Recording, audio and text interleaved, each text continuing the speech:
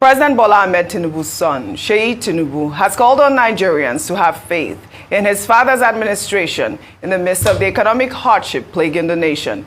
In a post on his Instagram page on Monday, recalled President Tinubu's statement during the country's 63rd independence anniversary. Well, his father wrote, and this is what he posted on his Twitter account. He wrote, "There is no joy in seeing the people of this nation shoulder burdens that should have been shed years ago. I wish today's difficulties did not exist, but we must endure if we are to reach the good side of our future." Well, in the same vein, the first daughter of President Bola Ahmed Tinubu, Folashade Tinubu Ojo, who is the Iyaloja General of Lagos State, has also called on Nigerians to be patient over the economic hardship in the country.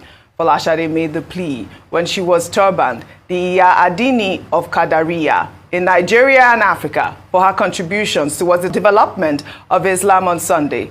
Folashade, whose husband's recent appointment as the managing director of the Federal Housing Authority has drawn criticism among housing sector stakeholders, assured Nigerians that her father is working to address the hardship in the land. Well, Daily Trust quoted Folashade as saying, "My message to all Nigerians is to please exercise a little more patience. Everything will be all right. It's just a matter of time. We need to keep our hope alive. There is an economic downturn all over the world, and not just in Nigeria alone. But we pray Allah will see us through." All right. While I catch my breath, obviously, you know that this will draw a lot of reactions amongst many Nigerians because they would say, they are saying that, President Tinubu's children may not even experience half of the hardship or any of the hardship Nigerians are facing at this point. Your take before I take some reactions from distinguished Nigerians as well. Very quickly, because I'm sure I would love to hear the Nigerians speak. All right, let me give you a tweet. Actually, Folashade's video was on Sunday. And, Sheyi posted his tweet on Monday. So, all of that came out only just yesterday. So this is a tweet from Distinguished. He wrote, "Today was a blessed day.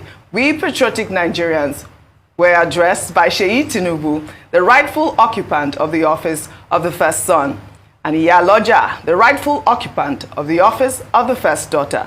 Please keep hope alive." That was tongue-in-cheek. Let me take another tweet. This person wrote, "Hardship.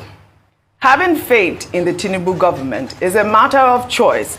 As of July 31, 2023, Nigeria has saved over 1 trillion naira, that is $1.32 billion, in just over 2 months from subsidy removal, and yet Nigeria's debt has risen by 75% in 3 months, reaching a total of 87 trillion naira.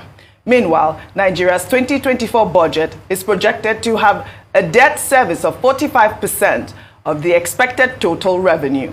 How can the government, which has allocated 45% of its total revenue to service debt, be expected to perform miracles? What are the positive impact of the money saved from subsidies on Nigeria's over 8 months? Nigerians were rewarded with "be patient and have faith," while politicians and their families live in luxury. We're hearing "be patient." We're hearing "endure." Well, the not people from the poor. Protesting yesterday in Ibadan, the traders and the youths made it very clear. They said there is hardship in the land. One of the placards they carried said, "This is no hope. This is shege." Yes. And if you know what shege means, it means suffering, basically hardship. Now, but in the face of all of this, be patient is what we keep hearing. Minister of Information, Mohammed Idris, said the same thing when organized labor said they were going to go on strike. And labor said, "We've been patient for 5 months. So for how much longer do you want us to be patient?" The Minister of State for Labor, Honorable Nkeruka Onyejocha, also used the same phrase, "Nigerians should be patient." And I'm surprised that the National Orientation Agency has suddenly come alive because that was one government agency that was totally playing possum. But we hope that it will remain alive now, that it's beginning to at least say something.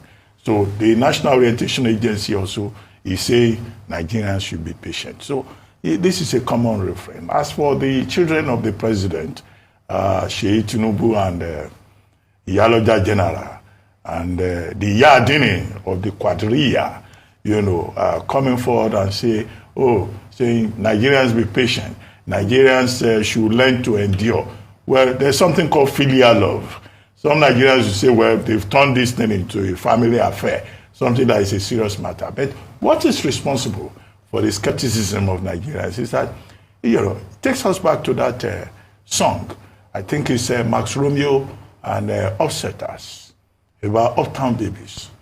Uptown babies don't cry. They don't know what hungry is like. Uptown babies don't cry. They don't know what suffering is like. They have mommy and daddy, lots of toys to play with. They don't know what suffering is like.